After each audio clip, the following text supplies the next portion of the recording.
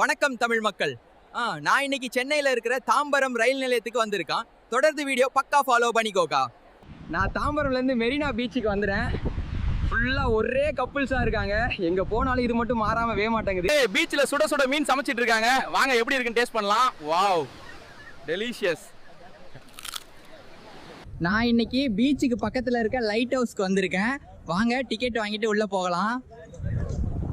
A few moments later.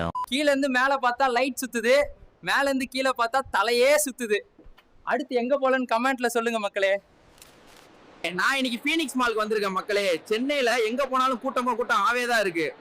நீங்களாம் வேலைக்கு போவே மாட்டீங்களாடா? எங்க போனாலும் ஜோடி ஜோடியாவே சுத்திட்டு இருக்கீங்க. எப்படியும் ஏசில ஓசி காத்து வாங்கலான்னு தான் வந்திருப்பீங்க. போங்கடா டேய், நான் வண்டலூர் ஜூவுக்கு போறேன்டா. ஃபீனிக்ஸ் மால்ல விட்டு வெளில வந்துட்டேன் மக்களே. ஒரே மண்டை சூடா இருக்கு.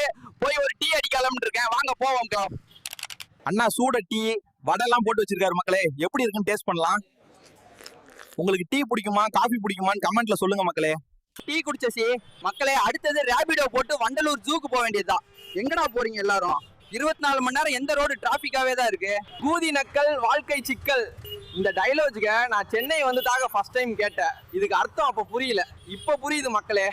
இந்த டிராபிக்ல மாட்டிடு வண்டலூர் ஜூக்கு போறதுக்குள்ள ஒரு வழி ஆயிடுவான் போல. பாட்டு வேணும், நான் மறக்காம சப்ஸ்கிரைப் பண்ணி வச்சுக்கோங்க மக்களே.